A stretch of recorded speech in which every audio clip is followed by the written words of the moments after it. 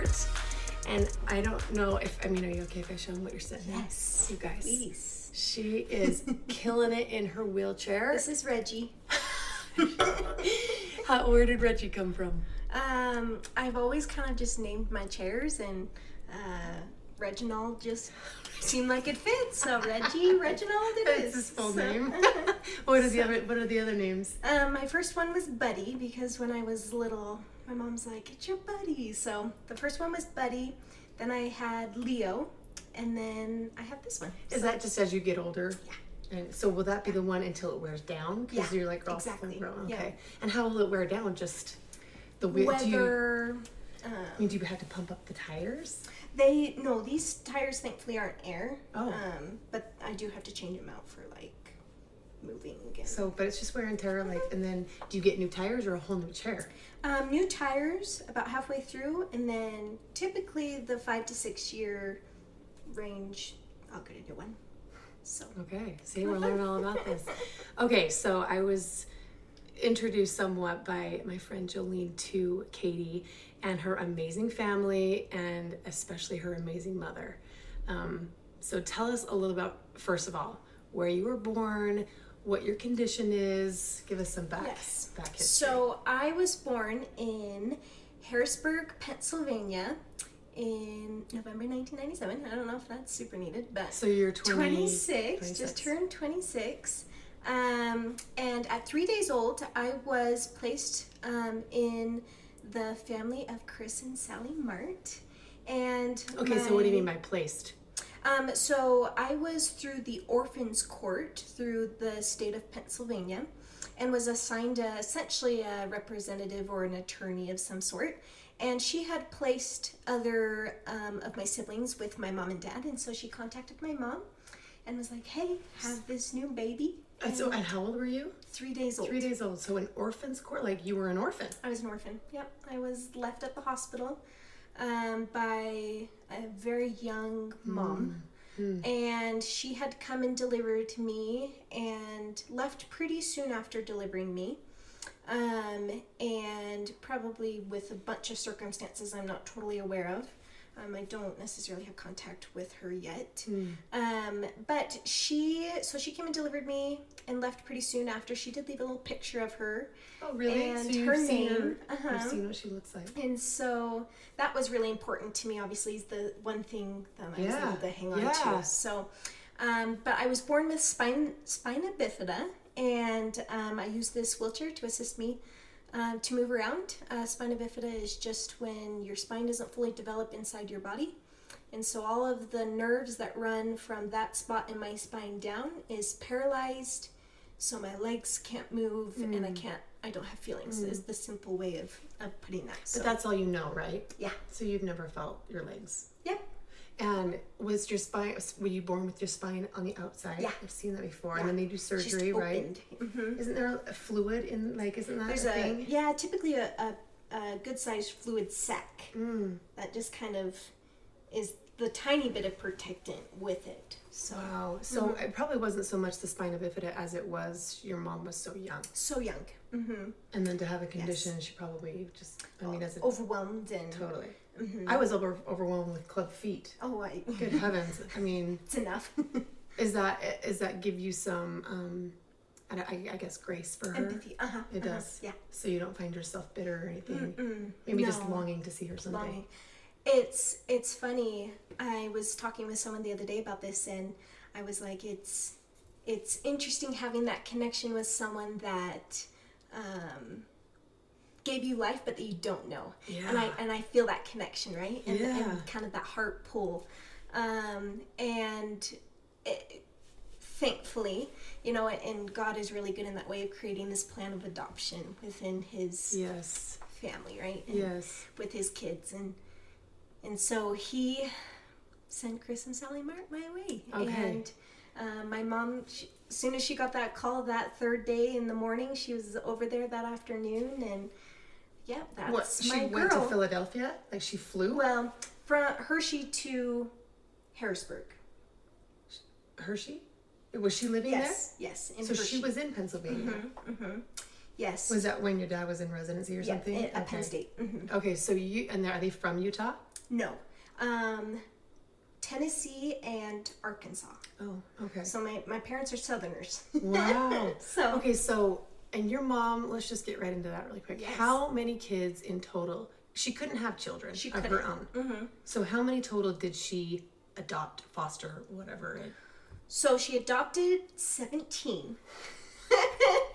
So I am one of 17. So I have 16 siblings. I have 9 brothers, 7 sisters. Oh my so word. 9 and 8, but that's a gritty mama right there. It was amazing. Well, they weren't all at once. Did she have all 17 ever at once in the house? No, 14. 14. Yeah. But they all had a special need of some kind, right? In some degree, whether it was learning, mental, physical, emotional, all was within our house at all times. Oh my gosh. And managing all of that. Holy moly. Okay, so when did you join the family? So I joined the family, I believe, this is always fuzzy. I believe I was 10. Number 10. I believe I was 10. Now I have older siblings that were adopted after me, but only 2, if that makes sense. So age and when I came in are different because of that. What's that like when a new one comes in? Does that It's exciting. It's fun and exciting. Oh. I don't know, does it change the dynamic? Is there like in a good way or? Yeah, I remember feeling. Now there's 3 that I can really remember. We all have, my oldest sibling and I are 10 years apart. And so we're not, it's not huge difference, right? Mm-hmm. And then I have 6 younger, but we're all real close. And so I remember just a few specifically that I remember fully as a scope with taking them in and, the excitement of getting their bed ready and getting their plate. They like, I remember like, my brother Jacob, it was like he likes blocks and he likes fun color, things like that. And so we would go and shop for them and go and make their beds and kind of get excited for them. And so how often was the new one coming in? We were all kind of spread out. The ones that I can remember, we were spread out. Now between me and my youngest sibling Logan, there's 6 below me, but she and I are just 5 years apart. So 6 in that 5 years, right? So it's very, very back to back. And so I'm sitting here saying, geez, but I'm like, wait, I had 5 kids in 6 years. 6 years. And I'm like, no way. Wait a minute. You get it. Oh my gosh. All back to back. Bless my heart. Oh my heck. Okay, so, and why did she do that? Did she feel, because she couldn't, did they know why she couldn't have her by her own children? Yeah, they, as far as I know, were not sure. She had 9 miscarriages. Oh my gosh, just in a row. Mm-hmm. Yeah, just by their 12th year of marriage, it was about 9, and then my first brother came along, their 12th year of marriage. Oh my gosh. So, and then we all went right filed in. Yes.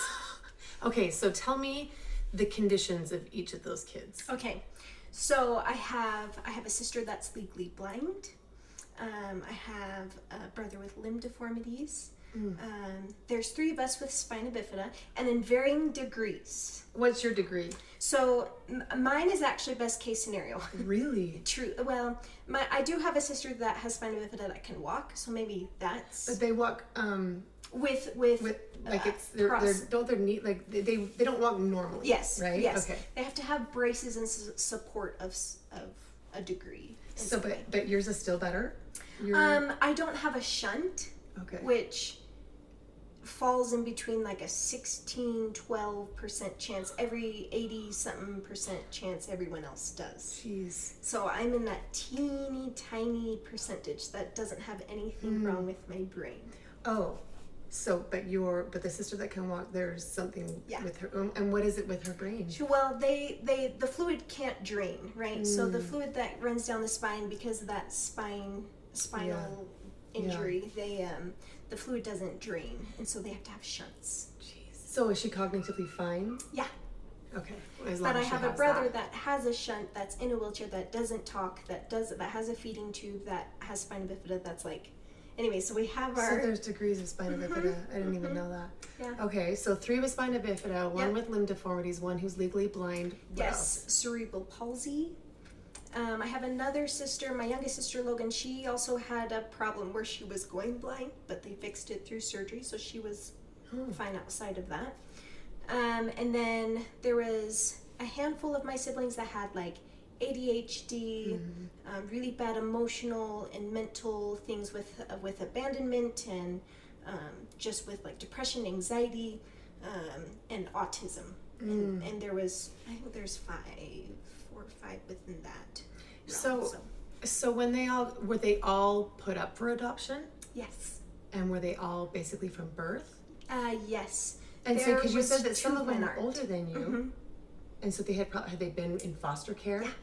So, well, I have a brother that's older than me that was 8 when he was placed with us, and he was straight from his birth parents, and they stayed in contact when he was in our home for years. They stayed in contact. It was an open adoption.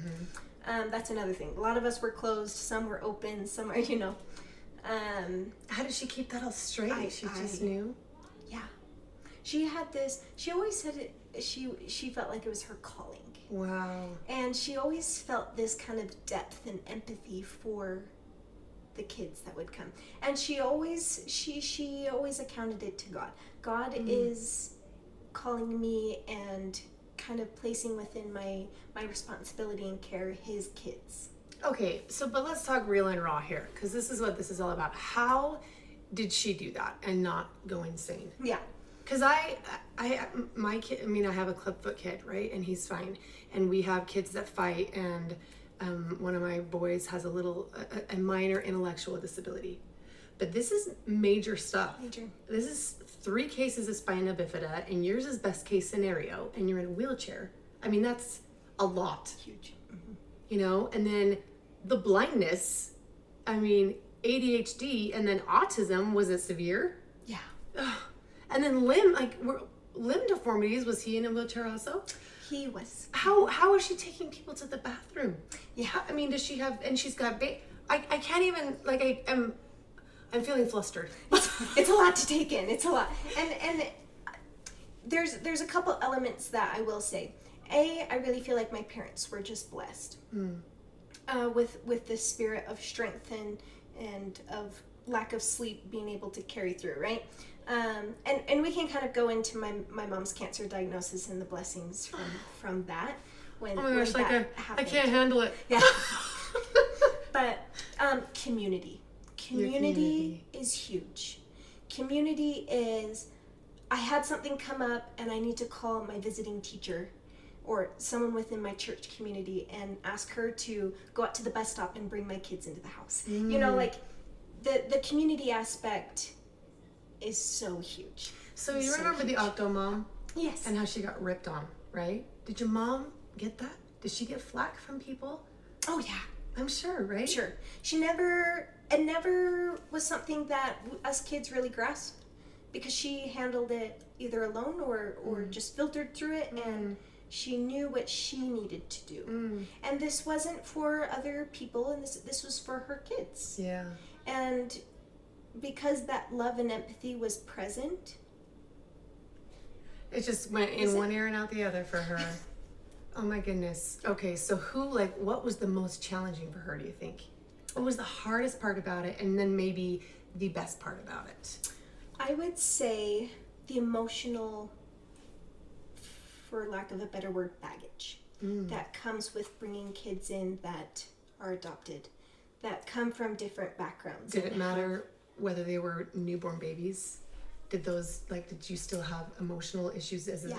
You did? Because there was siblings that were addicted to drugs, and that affected them, obviously. I mean, you care for a child that is addicted to drugs in a totally different realm than you do with a kid with spina bifida or that is blind or that is... And were they addicted to drugs like as infants? Yeah. They were, so they were just like little drug babies, right? Little drug babies. And they're having to go through withdrawal. Yeah, withdrawal. Oh totally different realm. So I would say the emotional things. The emotional things were intense. and was really a part of our family and house life, in ways that were really strong. And and that was getting therapists in to the house. That was going to doctors. That was all. Did you guys have a car big enough? I mean, we had a couple. Yeah. We called our wheelchair van, where the 5 of us that were in wheelchairs. It's essentially we got this 15-seater white van and cleared it all out and put wheelchair straps in, and would just file us all in. I mean, that's like, for her and your dad, it's like a 10-person job. Yeah. So that's why you're saying community was such a big deal. And also, my parents involved us kids. Hey, this is your sister. Yeah. And she can't feed herself. Yeah. And thankfully you can, but after you eat or as you eat, you think you could feed her? Sure. Yeah. And they instilled in us that empathy. Wow. Well, she can't brush her teeth. He can't brush his teeth. He can't get dressed by himself. Happy to go dress him, Mom. And sometimes we'd fight over it. No, I want to dress Austin. Really? Oh my gosh, what would that be like? Like, I'm sitting here thinking about my own kids and how I just saw something on Instagram today where this woman puts $50 taped to the bottom of a plastic bowl. She's like, let's see who picks up the bowl. So she puts it on the floor just like it's a piece of trash, and she sees kid number 1 walk right past. Kid number 2 doesn't even acknowledge it. Husband 4 times walks, like, steps over it. Takes the time to, like, step over it. And so finally on, like, the 6th time, she's like videoing him and videoing the bowl, videoing him and videoing the bowl. He's like, what? She's like, I don't know. And then he finally realizes, but like the fact that you guys are fighting to help each other, I can barely get my kids to just like play together, let alone help each other. We had the fights. I'm sure. We had the very, as normal as a family as you could get, we had those. We had the big fights, and we had she looked at me wrong. He pulled my hair, And then your dad's a surgeon. Yes. So he must have been gone a lot. Pediatric cardiologist. Yes, lots. Oh my gosh. But probably super helpful when you guys were sick. Yeah, he'd be able to bring our flu shots home instead of my mom having to take us all to the pediatrician, and he was able to do a lot of those things. And do you think that your dad was just always on board? Always. And the biggest support and person to back up my mom with whatever she felt was right for she had such a keen spirit of love and attentiveness to her kids and family that, again, blessed from God that she had those things. And my dad, all right, no way, make it happen. So how many of the kids lived? Did any of them die in your home, in your care? Yes. In her care? Yes. I had a little brother pass away 2 weeks before I was born, so I didn't actually even know. We say we high-fived each other as I crossed. But his name was Josh, and he had a heart defect. And actually that was very hard on my dad, because my dad's a heart doctor. Yeah. Should fix and that. He couldn't fix it. Could not fix it. Josh, he was 2 years old. And he was home for a good 6-month period. And it was funny, during that 3rd month mark, my mom's like, okay, let's get the sealing date. And that's another thing, right? As members of the Church of Jesus Christ of Latter-day Saints, we get an opportunity to get sealed as a family. And I went to 10 of my siblings sealing, no way. And so the temple was actively there, and I was it's our comfort place, right? Yeah. We'd go and take drives to the temple on the days that my parents needed a break, right? On those Sunday afternoons, we'd, go up there. And so the temple was always really important to our family, and my parents never wasted any time getting us sealed. None. Just as soon as possible, as soon as adoption papers and everything is settled and all of that. Did she have to because adoption's $40,000, right? Did she have to pay? She did still. Yeah. They weren't just given to her because they knew that she was the safe place for kids. That took them all in. Yes. She still had to pay for them. I think it was. I keep bringing God up. We will though, because he's a good part. But it was the 12th year of marriage that we started coming, right? So during those 12 years, as my dad went through medical school, saving. Got tons of money to be able to, and he's a surgeon. Oh my gosh, so that's wow. So it worked out. She had those heart-wrenching 12 years. Yeah. And then here's where it started. And then 17. But in that way, so that they could afford it. Right. So lost the 2-year-old. Yes. Heart defect, super fast, super unexpected actually. He was doing really good. They got him sealed. Day after he got sealed, downhill, passed away a few days later. Oh my gosh, just there in your home? Or? No, hospital. He was at the hospital. And then who else, or how many others? So Mallory, my little sister Mallory, she had cerebral palsy. She's from Vietnam. So that's another thing. Lots of cultures, lots of all over the world. She passed away. I was 9. She was 7. And she was very fast, very unexpected. She was getting ready to have surgery to have a feeding tube placed because she wasn't taking her bottles. So she had surgery for the upcoming week, but got really sick just overnight. And we got her up and got her into the bathtub, and she just stopped breathing. So did she come from birth too? She was actually placed with a different family for the first 3 years of her life, or 2. Okay. I think closer to 2. So for 4 years though, was that hard on you? Do you remember that? Oh yeah, I was at the bathtub, right there. Very traumatic. And that was my first experience with loss, right, at 9, watching my little sister turn purple and pass away, right? And I was thinking about this and how my parents, and they rushed to the hospital with her in the ambulance, right? So, but what happens with the rest of you? I mean, because we had neighbors run over. Okay. Yeah, they saw the ambulance out. And neighbors like this one right there. Yes. Yes. So, keep going. So I remember them coming back from the hospital and gathering all of us and letting us know that Mallory had passed. And it was a very sensitive, very tender time for our family to gather and to, turn in as a family and not, I don't know, I feel like sometimes loss provides an avenue of you turn out. Or 100%. It brought us closer. Gosh, and she had cerebral palsy? Is that what you said? Okay, so was it just the 2 of them that passed away? Yes, at that time. I've had 3 siblings, 3 more siblings pass away within the last 5 years, though. From their conditions? A couple. Yeah. And what were their problems? One of them, his name's Aaron. We call him Bubba. He was great. He had Down syndrome. Okay. He essentially aspirated on his food. How old was he? Right during COVID. He was 18. Dang it. Just turned 18.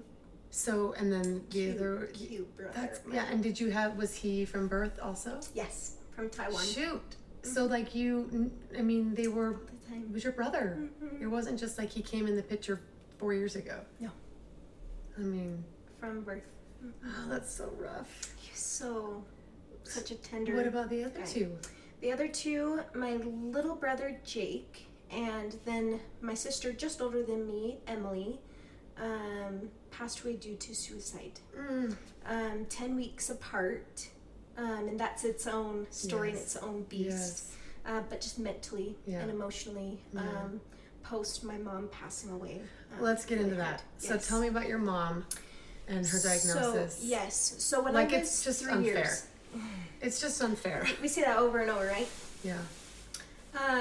When I was 3 years old, my mom was diagnosed with breast cancer, had a total mastectomy, and did treatments with her cancer for years. And then continued to stay on oral chemo till it had come back. And this is what I was saying a minute ago about it being a blessing, because her chemo that she was on for 11 years. Oh my gosh. Made it so she had hot flashes every 30 minutes. So she did not sleep, essentially, is what I'm saying.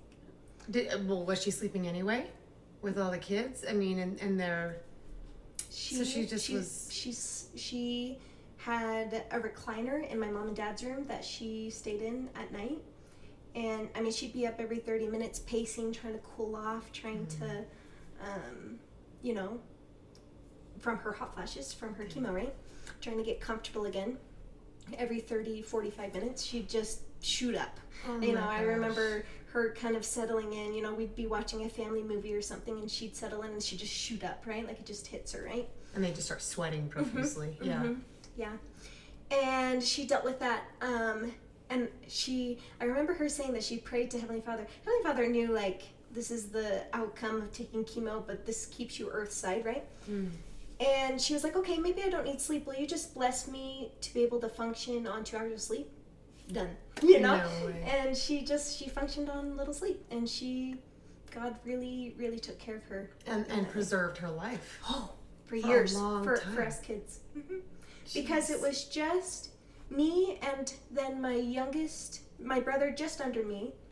So 6 wouldn't have been there. 6 Really? of my siblings. So 6 she had came passed. 6 came after her diagnosis. Yeah. Holy cow. Yeah. And so how much later did she pass away? So then she went in remission until 2014. And then in 2014, she called it her freak accident. She essentially tripped and broke her arm. And it was so fun. Talk about gritty, okay? I was sitting there. My little sister was sitting there. It was a snow day here in Utah. We lived here in Sandy, Utah, down the way. And she trips. And we're like, oh my gosh, are you okay? She's on the phone with insurance, by the way, ordering our medical supplies. Okay, I remember I was sitting right by her. We're like, oh shoot, so we react to go standard. She's like, no, don't touch me. I broke my arm. I just felt it crack. Oh my gosh. So she gets up and she's like, go get a jacket. Get a jacket. So my sister goes and gets a jacket. She puts the jacket around her arm. She's like, call your dad, tell him I broke my arm and I need to go to the hospital. Oh my gosh. She proceeds to do 2 loads of laundry because she's like, I don't know how long it's going to be at the hospital. Makes us dinner. My dad drives home from Salt Lake, about an hour and a half. Takes her, but in between that, she's doing laundry. We're like, what can we do? You know, like, Oh my she's gosh. like, we're fine. Let's all act normal, right? She was trying to, like, keep the peace, keep the calm. I mean, I'm just thinking, because I broke my wrist. And I was like, I mean, I'm like trying not to use the word handicapped because I'm like, how can I say that? No. What's the right word that I say? I was incapacitated, like debilitated. I could not do anything. I mean, I was in pain. Oh, and the adrenaline and the pain and the Yes. everything just... So where did she break it? She broke it just below her shoulder, and it had gone straight through. Oh my! Just from falling. Yeah, and she was an athlete her whole life. Like, Was she like babying it while doing the laundry? she had my sister's white jacket. I remember. Oh my gosh! Hey, can you guys? We're like, yes. Right? She is a beast. Yeah, talk about greedy. No kidding. Oh my heck. Okay, so then in 2014, she broke the arm and did that. She went to the hospital and they did the x-rays and they were like, man, you look like you have something foggy over just through the x-ray. No. Like, let's do a CT. So they did a CT and they're like, we see a bone met. And a bone met, obviously cancerous, right? Some sort of small bone tumor. I'm not a doctor. I'm not a doctor. Yeah, so I don't necessarily, but I just remember my mom saying there was a bone met, right? And so after that CT scan of her arm, they're like, let's do a full body one. So they did a full body one and they found a softball-sized tumor in her liver. Oh, jeez. Mm-hmm. And so So is this the breast cancer that has just spread? Spread, metastasized to her liver. Yeah. And went into her arm. And she's like, thank heavens I broke my arm. I'm like, oh. And she had no pain though from the cancer. None. So then how long did she last after that? Year and a half. She passed in August of 2015. So did she start to feel symptoms of the cancer? Eventually? Like, I mean, if it was that big of a tumor. Once she started taking an aggressive form of chemo, it hit her body hard. But prior to that, she's out playing volleyball. She's exercising every morning. She's lifting us kids in and out of the bath and up and down this. It's normal life. Yeah. And she's such a blessing. She broke her arm or something. Yeah. The same thing happened to my dad. He was doing a wall sit with his missionaries and he tore something in his back doing a wall sit. So he went and had an MRI on his back and they found they're like, it's not your back we're worried about. We're worried about the fist-sized tumor in your kidney. And he was like, what the? What is that doing in there? But this has done nothing. Where's the good in breaking my wrist? I guess I'd rather not find a tumor. But, okay, so tell me then, how long did she live that life? 17 years? Like, how old were you when she died? 17. So 17 years. Mm-hmm. Yep.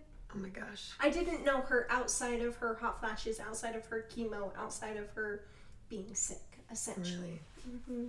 Outside of her going to her oncology appointments, outside of so it's her like you chemo. You didn't know her outside of that. Mm-hmm. She had it for what, 15 years or something? Yeah. Jeez. Long time. And it was just enough time to get us kids by, right? Like, yeah. How old was the youngest when she died? 13. Logan was 13. Okay, so we don't have babies or toddlers. Mm-hmm. Yeah. And so when she passes away, what happens to everybody? Yeah, the most chaotic. That's the time in my life where I feel like my PTSD and my trauma from that, because that's very real things that existed, right? It's fuzzy for me.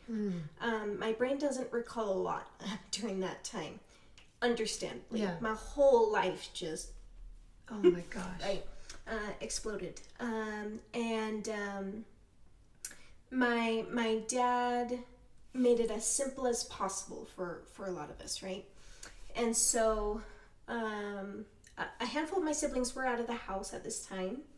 I had a sister on a mission for our church, and then 2 older siblings that were in the home that could help, right? And then there was me. And then the siblings in between, the 2 oldest and me, needed full care. Yeah. And then 3 below me. And so my dad was still working full time at the hospital, right? So we're stepping up, talk about community, would not be possible without your village of people. Setting up carpools, who's picking up who from school, who's coming in to help with, a morning shift of getting us out the door and on the bus. And I was a junior into a senior in high school at that time, right?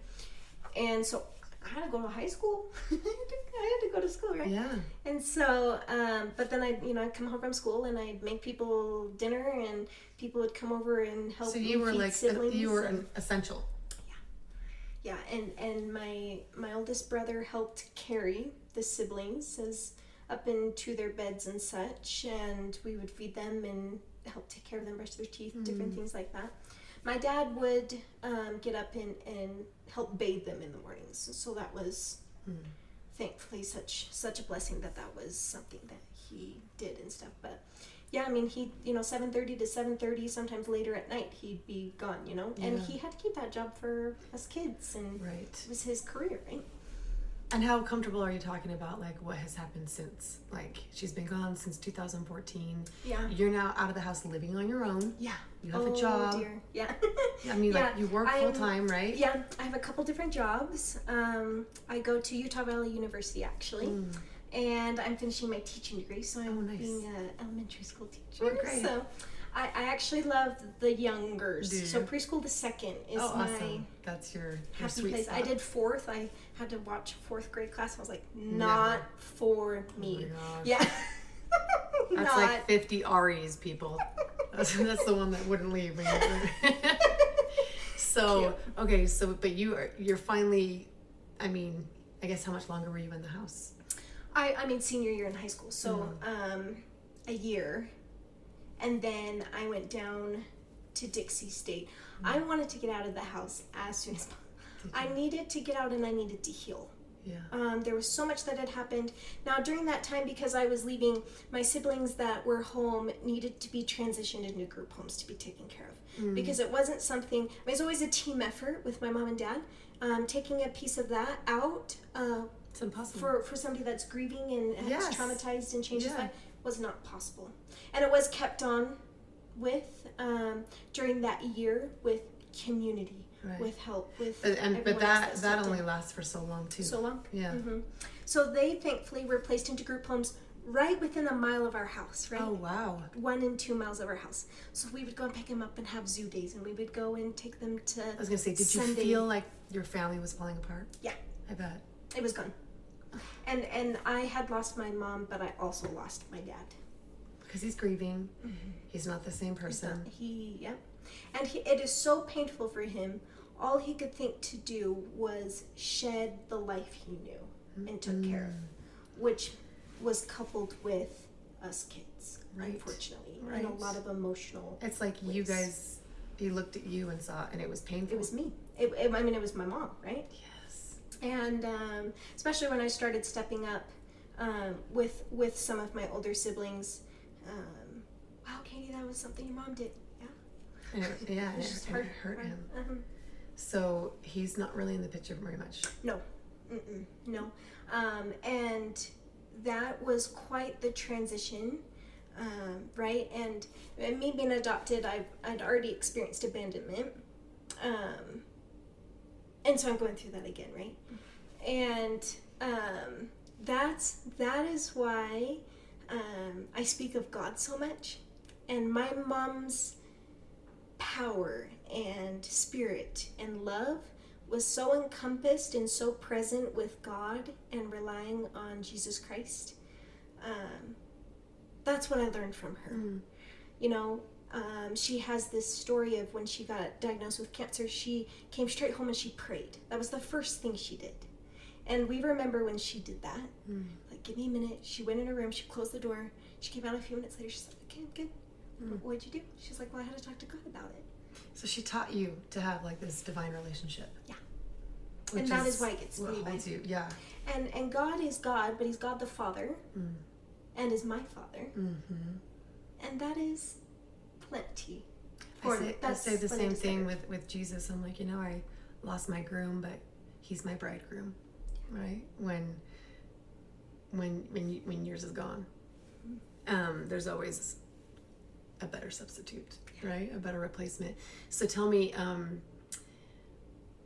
let's see here. When he, how have your siblings responded to that? We all have our varying levels. For me, it was not possible to have a strong connection with my father because he was so unavailable. It was too painful for me. Some of my siblings chose to stay in as close and contact as possible, accepting whatever my dad gave in the ways that he could. And probably desperate for it. So, I mean, it's all they knew. Yeah. And they didn't want to be abandoned again. Yeah. They didn't want to have to go through that again.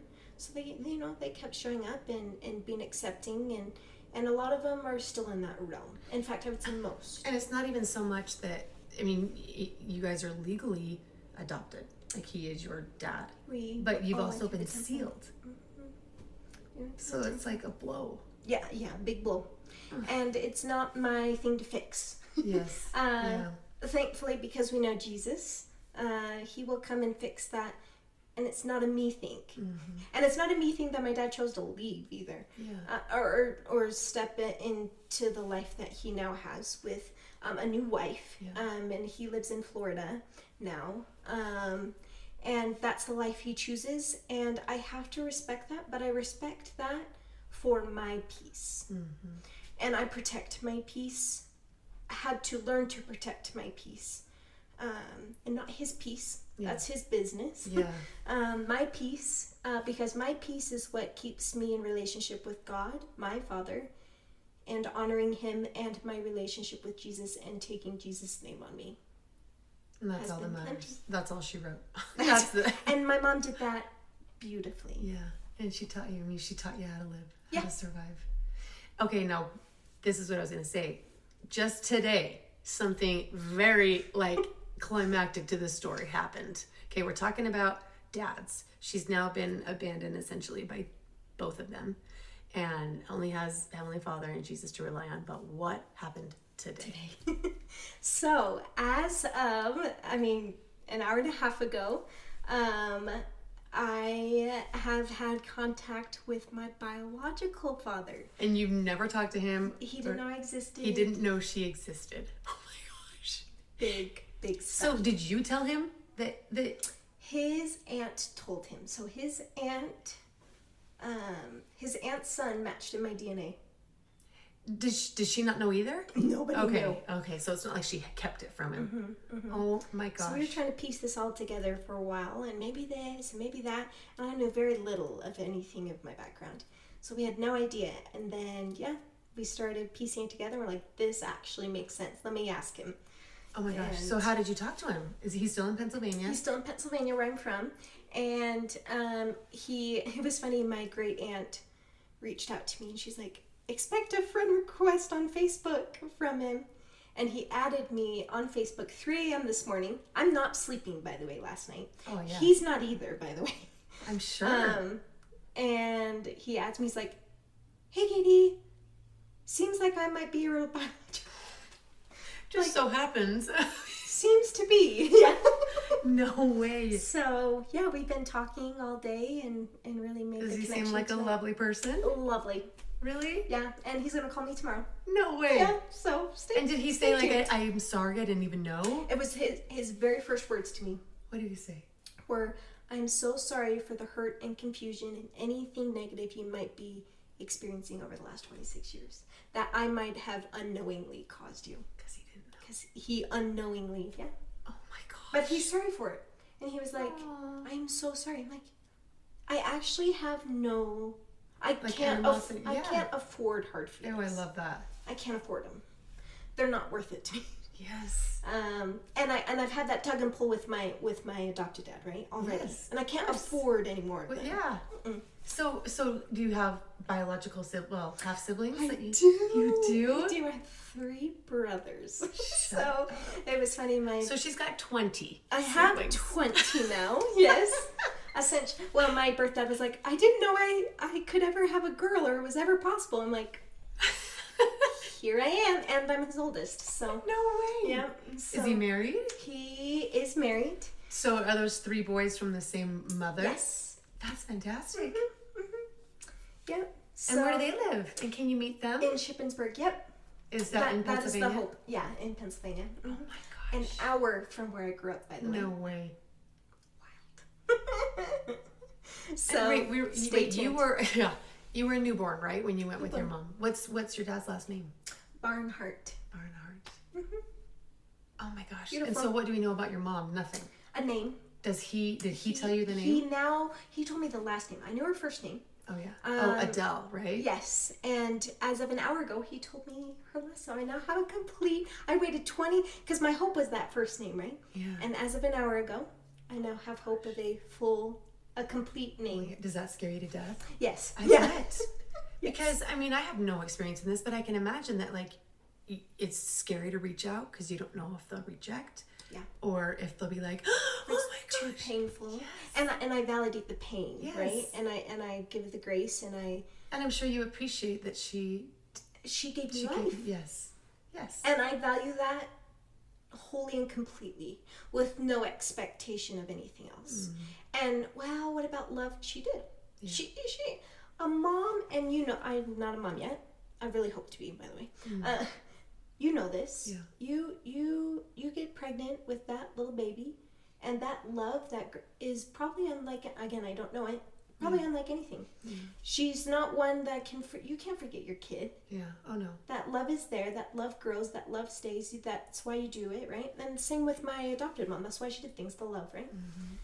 So I know love exists. Oh my gosh. Even if it's painful love. Yes. Ooh, painful love. There's the thumbnail for you. That's what we're gonna have it be called. Are you able to have children? Yes. Really? Yes. So uterus is in good shape. Good shape. And are you dating? I am. Really? Not a specific person, but I'm having fun and yeah. experiencing the dating world. My friends is wild. We write those lists in Young Women's, like priesthood holder. And yes. Oh my gosh. No one wrote girl in a wheelchair, please. Right? So no. Oh my gosh, it's so true. Boys are a handful. Handful. Yeah. Bless them. But the right ones come along. Do you still have a relationship with any of your siblings? Plenty. Yep. Yeah, great relationships and varying relationships, right? Yeah, because some of them don't have the mental capacity to have full, perfect, healthy, complete, ideal relationships. But I have a brother that lives like even 2 miles from me we see each other on the weekends. Really? I mean, we work full jobs, right? So, but we see each other on weekends and go to sporting events and so how many are living then? Oh dear. Okay. 12 of them of the 17. Mm-hmm. Yeah. Are you able to share the experience of the one child Jolene told me that was, or no, she didn't tell me, I read it in an article, the one that was a safety hazard? Yes. I probably could to some extent. This brother of mine from Honduras, he was there in the orphanage, and I have another brother that also was from an orphanage in Russia. Very same experiences. Was treated like dirt. I'm sure. Yeah. In absolutely every way. And when those are your foundations growing up, you never learn to seek, know, experience love. Yeah. And because of that, and when it was expressed to my brothers, they became so unable to handle anything but anger and pushback and mental and emotional just turmoil, that it became very difficult for them to function within a household that was loving. Jeez. And that met their needs and their safety, right? It's like something's off for them. Like this isn't making sense. This is not normal. Yes. And it's hard for us to fathom that. have normal. Yeah. To fathom that. Right. That's So were like they opposite. adopted later? A little later. Yes. Yep. One was 6, or 5. Yeah, 5. And then one was 3. But again, just those foundational pieces. But they could get dangerous. Yes, and my brother was, and my mom's breaching point, right? And it was psychiatry appointments, and it was therapy, and it was so she did everything sports, she could. and there was things that he could get his function, his emotions and his mental things just out on the court or at the doctor, like, and through medication, right, to regulate his brain. To not be in flight or fight all the time. But there wasn't an experience where he, to the point of put one of my other siblings' life too close to the edge, in a really, really difficult, hard way. Dang it. And my mom said, this is not, and this is a brother that cannot, he can speak, but he was not able to defend himself. He can't. The one that was in trouble, like the one that was being the victim, essentially. Yeah.